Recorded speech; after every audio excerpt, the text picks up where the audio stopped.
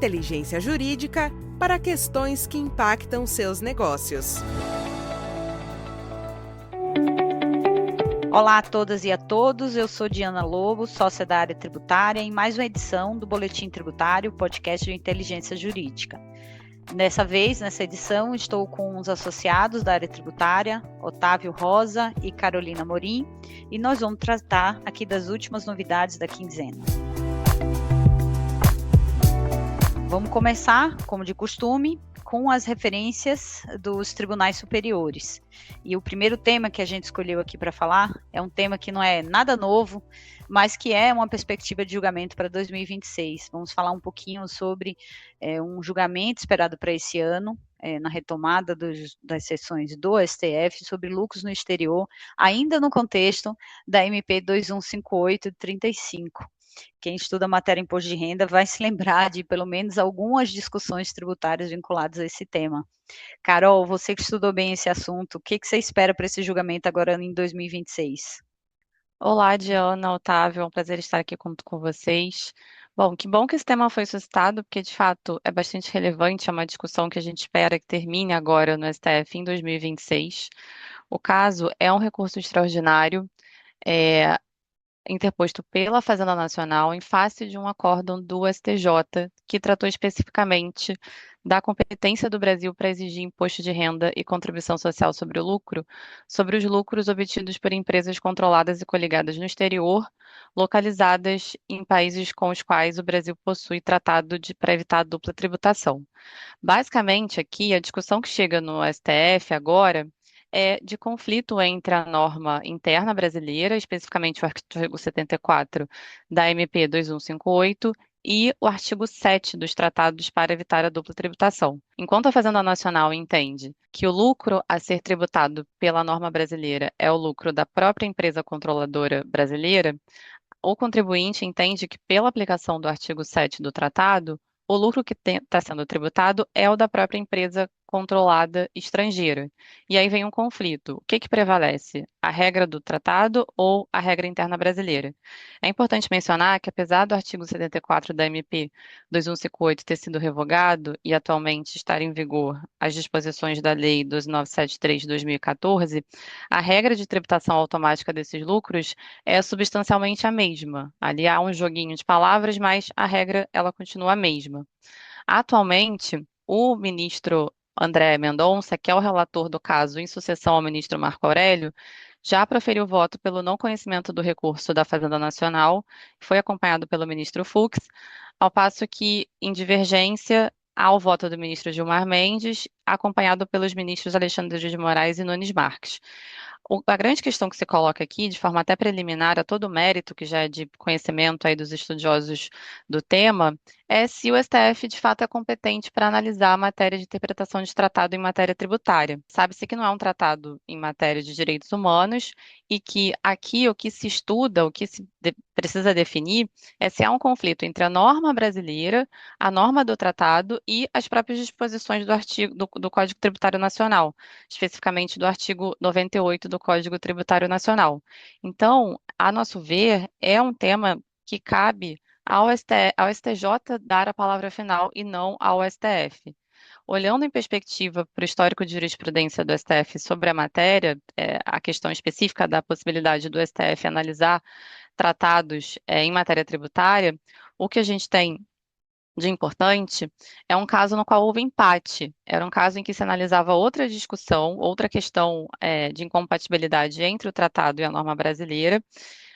Era especificamente o Tratado Brasil-Suécia, e lá houve um empate entre os ministros numa outra composição completamente diferente do que a gente tem agora, e naquela ocasião, por conta do empate das regras regimentais, o STF não adentrou na análise da existência de conflito entre a lei brasileira e o tratado, justamente porque isso caberia ao STJ ali na visão de metade dos ministros que compunham o quórum na ocasião.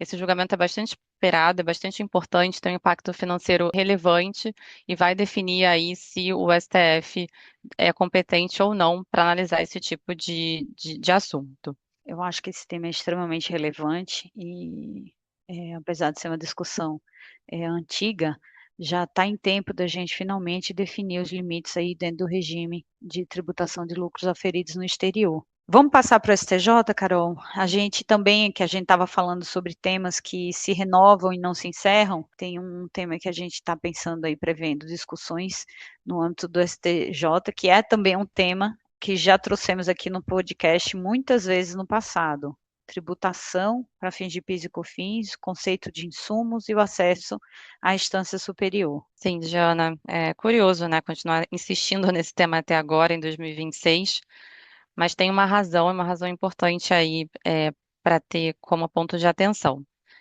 Como todos já sabem, já é de conhecimento bastante notório, a primeira sessão do STJ já definiu há mais de 7 anos o conceito de insumo para a determinação do direito ao crédito de PIS e COFINS no regime não cumulativo. Isso foi tratado nos temas 779 e 780, sob a relatoria da ministra Regina Helena, em um voto bastante emblemático, que trouxe o conceito de insumo ali como algo a ser aferido casuisticamente à luz dos critérios da essencialidade ou da relevância do item para o desenvolvimento da atividade econômica. Então, de fato, é uma análise que depende aí de um aprofundamento de provas de matéria fática, e isso fez com que os contribuintes de imediato começassem a revisar os itens ali que, no contexto das suas operações, pudessem ser tratados como relevantes ou essenciais para a consecução das atividades. Em paralelo, a Fazenda Nacional passou a adotar um posicionamento mais restritivo, tentando limitar esse entendimento a todo custo. Com isso, a gente viu a edição do Parecer Normativo COSIT 5 de 2018, no qual um ponto de bastante relevância ali é a tentativa de limitação para as atividades exclusivamente comerciais, aquelas que são de mera revenda de mercadorias e que não verificam um processo produtivo. A Fazenda entende, aí valendo-se de excertos do voto da ministra Regina Helena, que a falta de um processo produtivo não permitiria a adoção do conceito de insumo, que para essas atividades em específico não haveria o que se falar em insumo, porque não há uma produção de uma mercadoria no final a ser entregue ao mercado.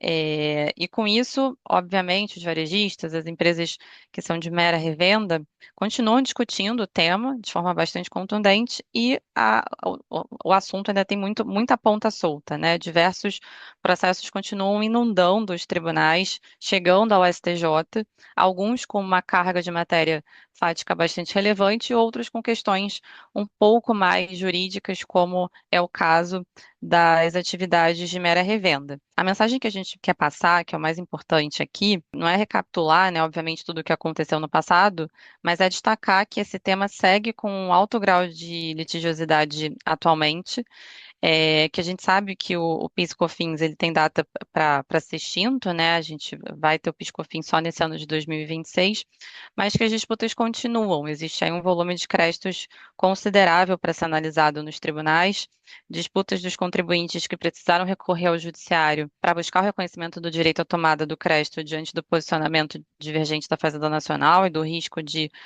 tomar esse crédito e sofrer um revés, uma autuação fiscal, que isso provocou no âmbito do STJ atualmente, foi a sugestão de afetação de novo representativo da controvérsia pela Comissão Gestora de Precedentes, para que fosse sedimentado que essa matéria ela dependeria do revolvimento de prova. De fato, existe uma tendência de aplicação da súmula 7 no STJ, nos recursos que chegam ao STJ para tratar desse tema, e a intenção da comissão de precedentes era justamente já criar uma jurisprudência vinculante e defensiva a fim de evitar que esses casos subam para o STJ, sejam conhecidos pelo STJ. O ministro Marco Aurélio Belize entendeu pelo cancelamento dessa controvérsia que foi sugerida, sob o entendimento de que não seria possível afetar o tema da forma proposta, porque nem sempre a análise da questão depende do revolvimento de prova. Fato é que, apesar do cancelamento dessa controvérsia, segue sendo bastante relevante que os contribuintes trabalhem bem o caso nas instâncias ordinárias. A depender de como esses temas chegam, como esses processos chegam no STJ, sem o devido amadurecimento da questão fática envolvida, a tendência de não conhecimento é bastante relevante. Óbvio que algumas despesas já estão em discussão, né? Alguns itens que podem ser considerados dos insumos das atividades já estão em discussão, como, por exemplo, taxa de cartão de crédito e débito, publicidade e propaganda, despesas impostas por previsão normativa, como gastos com LGPD, tratamento de resíduos, o próprio frete entre os estabelecimentos, mas só algumas matérias conseguem, de fato, subir para análise do STJ, por isso a importância de tratar esse tema de forma bastante estratégica nas instâncias ordinárias. E ainda falando de STJ, um outro tema que também conversa com a discussão de creditamento de PIS, COFINS e insumos é o creditamento de ICMS sobre bens intermediários. Esse é um assunto que também já foi enfrentado pela primeira sessão do STJ, nos embargos de divergência no RESP 1775781, no qual a Corte seguiu o mesmo racional verificado nos temas 779 e 780, relativos ao PIS e a COFINS, para entender que o creditamento para fins de ICMS é possível quando o produto é empregado no processo produtivo de forma essencial à atividade fim, ainda que ele não seja consumido gradativamente, na produção. Aqui, a tentativa dos estados de restringir o entendimento do STJ é ainda maior porque não há um precedente vinculante. Apesar de ser uma decisão da primeira sessão já tomada há muito tempo, em outubro de 2023, não é um precedente que vem sendo seguido por alguns tribunais administrativos. Por isso, a Comissão de Precedentes do STJ também sugeriu a afetação de recursos relativos ao tema. Um deles foi a controvérsia 711, já cancelada atualmente, que tratava do mesmo critério, na verdade, visava reafirmar essa jurisprudência que já foi firmada pela primeira sessão, para evitar que os tribunais continuassem discutindo a questão, a despeito da primeira sessão já ter enfrentado isso há bastante tempo. Esse tema ele foi cancelado. O ministro Paulo Sérgio entendeu que não haveria utilidade na formação desse precedente repetitivo, porque isso dependeria, né, essa análise dependeria das particularidades de cada atividade. Isso não poderia ser aplicado de forma transcendente ao caso concreto e, no entendimento do ministro, não haveria utilidade nessa afetação. Mas existe uma outra controvérsia, a controvérsia 771, que trata de um ponto um pouco mais específico, que não está cancelada, que está aguardando a análise do relator do caso, o ministro Afrânio Vilela, a respeito dos requisitos de admissibilidade para afetação ao rito dos recursos repetitivos. Se for afetado, o mérito vai ser julgado, e esse objeto, que é um pouco mais restrito, trata especificamente de itens utilizados na frota própria de veículos para transporte de mercadorias, quando esses insumos são necessários à realização da atividade fim da empresa. Então, se aguarda a análise dessa controvérsia para verificar se o STJ vai analisar de novo o creditamento de ICMS sobre produtos intermediários, sob a perspectiva dos itens utilizados no frete. Uma questão aqui relevante, só para fechar esse assunto, é também a preocupação em relação à aplicação da súmula 7.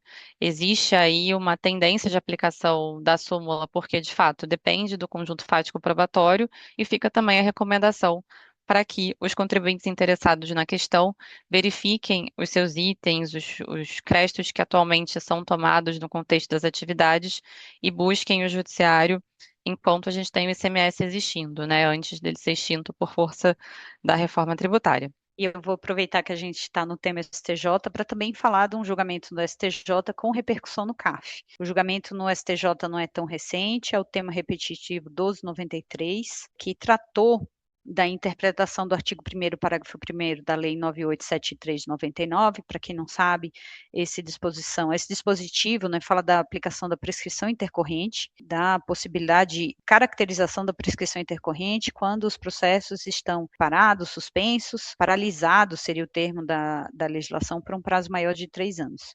E a discussão que foi analisada pelo STJ no tema repetitivo 1293 foi a aplicação desse Instituto da Prescrição Intercorrente para processos de natureza não tributária. No julgamento, e aí por isso que eu falo que não é um julgamento tão recente, na verdade o que é mais recente é a repercussão no CAF, o julgamento do STJ foi em março de 2025, o tribunal fixou 3 teses, e aqui eu vou pedir vênia aqui aos nossos ouvintes para ler pelo menos um texto de uma delas. No primeiro item da tese, ele fala que incide a prescrição intercorrente nos processos administrativos de apuração de infração aduaneira. No segundo item da tese, o STJ fixa que a natureza jurídica do crédito correspondente à sanção pela infração à legislação aduaneira é de direito administrativo, ainda que reflexamente possa colaborar com a fiscalização. E o terceiro, que é o item que eu vou ler, porque é justamente a discussão que gerou controvérsia no CARF, é o que vai tentar, talvez, colocar a distinção entre processos de natureza tributária e não tributária, quando a gente está falando de alguma sanção que é aplicada no ambiente aduaneiro.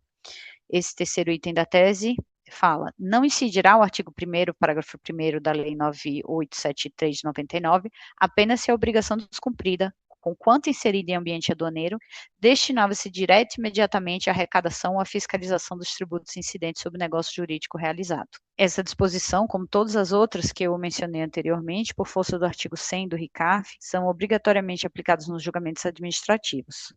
Mas esse último item, que deveria ter colocado fim a uma discussão antiga na esfera administrativa, que é a aplicação da prescrição intercorrente nos processos que estão paralisados há mais de 3 anos, não por falta de movimentação das partes, evidentemente, ele fez surgir um novo contexto de discussão, que era justamente esses processos de infração aduaneira, principalmente aqueles que você tem a aplicação de uma pena de perdimento convertida em multa, no valor das mercadorias, se esses processos eles tratavam de uma obrigação de natureza aduaneira ou de natureza aduaneira que se destina direta e imediatamente à arrecadação, à fiscalização dos tributos.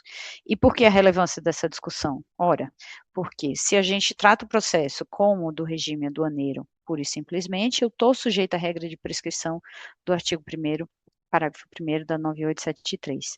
E se entender que essa infração típica de ambiente aduaneiro, mas, porém, numa compreensão, numa possibilidade de interpretação destinada à fiscalização, tendo como objeto principal a fiscalização dos tributos, ou seja, tendo aí um reflexo em natureza tributária, pela aplicação do terceiro item da tese do tema repetitivo da STJ, não seria aplicável a regra de prescrição. Essa controvérsia, ela ficou suspenso, aguardando o posicionamento final do STJ durante algum tempo. Existia uma portaria no CAF que determinava sobre o chamamento de alguns processos, de julgamento de outros que estavam prestes a ter ali o transcurso do prazo de 3 anos, mas o que teve de novo, e por isso que a gente traz esse tema aqui no podcast no começo de 2026, foi um julgamento do final do ano passado, acordo ainda sequer publicado, um julgamento da segunda turma da quarta Câmara da terceira sessão, uma das 2 turmas ordinárias do CAF, que são especializadas em matéria aduaneira,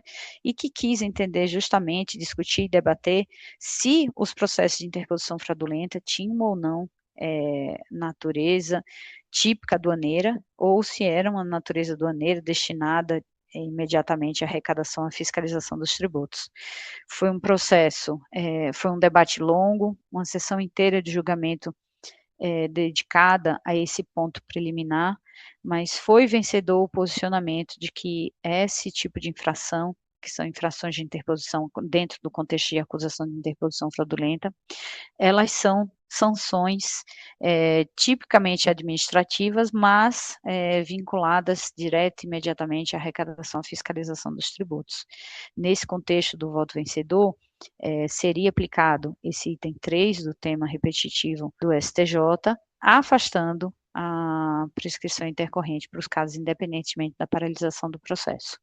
O voto vencido era de que a interposição fraudulenta, ainda que produza efeitos tributários, é uma matéria afeta ao poder de polícia aduaneiro, que visa basicamente resguardar a confiabilidade documental, rastreabilidade das operações de comércio exterior. Entretanto, esse terminou sendo o voto vencido, por isso, o posicionamento que a gente tem de um dos poucos julgamentos que trataram dessa matéria após o tema repetitivo do STJ, terminou sendo de não aplicação do tema repetitivo dos 93. Esse acordo ele deve ser publicado em breve, e aí será mais fácil compreender todas as razões de voto vencedor e voto vencido, e essa matéria também deve ser analisada pela primeira turma da quarta Câmara da terceira sessão do CAF, que é a outra turma ordinária especializada em matéria aduaneira. E agora que a gente passou sobre o tema CAF, eu vou falar de outro tema que é também discutido no âmbito da terceira sessão, mas aqui tratando de matéria tipicamente tributária, falando do IPI, mais especificamente de uma discussão que ela não é tão comum no IPI, mas é uma discussão que envolve sempre valores bastante expressivos, que é a identificação da base de cálculo do IPI, quando a gente vai examinar o regime para cálculo dentro do contexto de valor tributário mínimo. Quais são as premissas aqui? O IPI, na operação com transações entre partes relacionadas, é calculado com base no valor tributário mínimo, que pode ser estabelecido considerando duas metodologias distintas.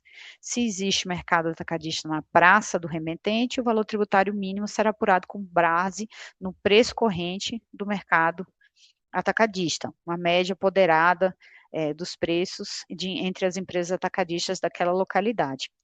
Caso inexista mercado atacadista na praça do remetente, então o VTM ele vai corresponder ao custo de fabricação acrescido de outros encargos ali incidentes.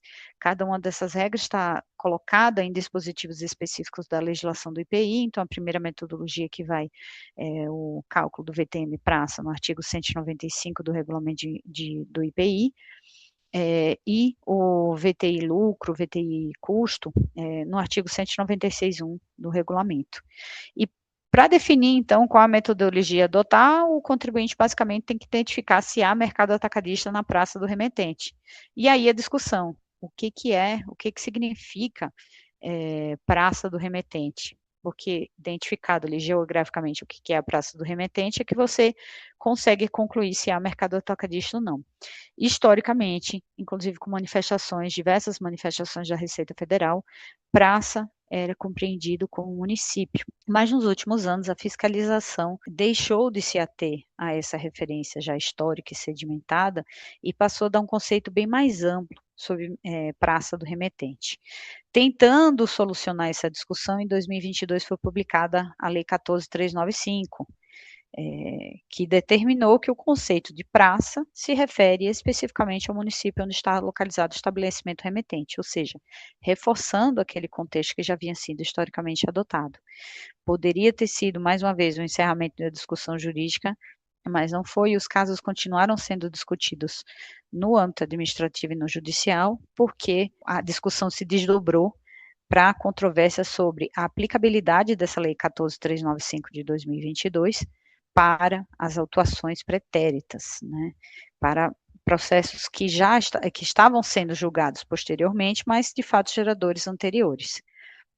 Até 2025, e falamos desse tema em outras edições do podcast, o posicionamento da terceira turma da Câmara Superior de Recursos Fiscais era desfavorável sobre o tema. Por maioria, os conselheiros que integram ali o colegiado, entendiam pela inaplicabilidade da Lei 14.395, ou seja, que esse conceito de praça como município não poderia ser vinculado a fatos geradores anteriores à edição da norma. Então, o contribuinte ele ficava vinculado à compreensão, nos termos da legislação, do que era a praça do remetente e o mercado atacadista.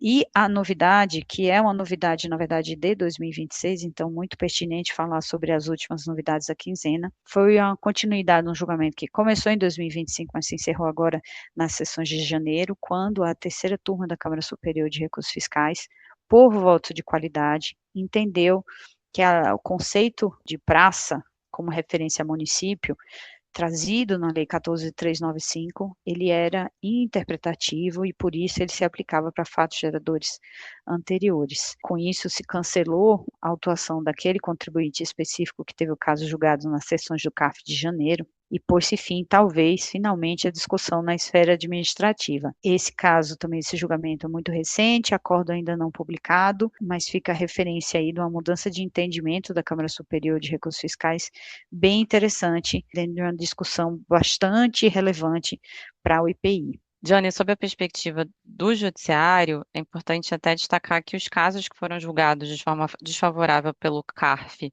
sob esse entendimento de que o conceito de praça trazido, né, esclarecido pela nova lei, não retroagiria, estão chegando agora no judiciário para julgamento. E a gente já tem algumas sentenças favoráveis na linha do que a Câmara Superior de Recursos Fiscais entendeu nesse último julgamento, para assumir, sim, que o caráter da nova lei é interpretativo e, por isso, retroage. O conceito de praça sempre foi equivalente a município para fins de definição do valor tributável mínimo do IPI. A matéria ainda não chegou em segunda instância. O que se tem atualmente são sentenças em primeiro grau, já algumas favoráveis à tese dos contribuintes pela aplicação do conceito de praça equivalente a município.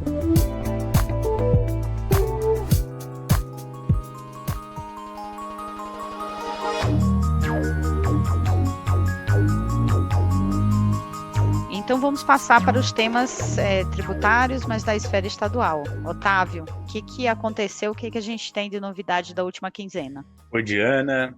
Oi, Carolina. É um prazer estar na companhia de vocês, estar falando com a nossa audiência. Nós tivemos a resposta à consulta 32931 de 2025, de 23 de janeiro de 2026, pelo Estado de São Paulo, né, pela Secretaria de Fazenda do Estado, sobre um assunto que vem ganhando aí bastante corpo, né, não deixa de ser uma surpresa, que é a inclusão do IBS e da CBS na base de cálculo do ICMS. Então, resumidamente, o fisco paulista reiterou uma posição que já era conhecida desde uma manifestação original via resposta à consulta no final de 2025, no sentido de que o IBS e a CBS, quando efetivamente exigíveis, devem compor a base de cálculo do ICMS. E aí essa posição está muito alavancada, né, numa falta de previsão expressa na Lei Candir, quanto na Lei Complementar 214, sobre a não inclusão desses tributos na base de cálculo do ICMS. Resumidamente, a autoridade estadual também procura justificar essa posição numa medida para evitar, não é, a perda da arrecadação. Inclusive é citado que, como esses tributos vêm a substituir o ICMS e o PIS/COFINS, que compõem a base de cálculo do ICMS, essa aplicação, esse tratamento seria uma forma de manter o equilíbrio da arrecadação nesse regime de transição. Interessante lembrar que esse posicionamento já vem sendo formalizado por alguns estados gradativamente, tendo como alavanca justamente essa falta de previsão expressa da não inclusão do IBS-CBS na base de cálculo do ICMS. Né? A gente lembra que já há uma tentativa do Congresso Nacional em legislar expressamente sobre essa matéria. Essa medida está sendo trazida no PLP 16 de 2025, no qual ele se propunha uma alteração na Lei Candir e na própria Lei Complementar 214, para que conste textualmente essa não inclusão. Né? Lembrando, né, que a Constituição Federal, na parte que foi alterada pela Emenda Constitucional 132, ela já prevê que a CBS e o IBS não são consideradas nas suas próprias bases de cálculo, nem a do IPI, nem do PIS e da COFINS, mas fato é que essa ainda é uma ponta solta, né? Que a legislação não é absolutamente definitiva, e aí acaba gerando espaço aí para essas interpretações colidentes e mais favoráveis aos estados, conforme ali a sua interpretação. De toda forma, eu acho que também é importante registrar que a ausência de previsão expressa na legislação atual sobre esse tema, a nosso juízo, né, não deveria autorizar essa presunção automática que alguns estados vêm procurando implementar, né, de que esses tributos estão inseridos na base de cálculo do ICMS. Vejo N motivos para isso, sobretudo se nós pensarmos que a legislação, a Lei Complementar 214, é clara ao dispor que IBS e CBS não compõem o valor da operação. Não é? e de modo que o preço da mercadoria ou o preço do serviço fornecido também não deveria ser considerado com a inclusão desses tributos, né? Enfim, eu penso que é um tema importante, né, porque diz respeito aí a um potencial aumento, elevação de carga tributária, né, e evidentemente, né, se tratando de carga tributária sobre o consumo, traz consigo aí todos os reflexos econômicos, inflacionários, devem ser sempre ponderados, né? Vocês estavam falando há pouco sobre temas que se reavivam, né, que parecem não encerrar. Eu acabei lembrando de quem não lembraria, né, da tese do século, da discussão acerca da exclusão do ICMS da base de cálculo do PIS e COFINS, né, quantos anos demoramos para equacionar esse assunto, que ainda hoje ele ainda tem seus reflexos e suas consequências aí na apuração fiscal dos contribuintes. Então, de fato, é um tema que, sobretudo aí a partir do início da fase de transição, acaba sendo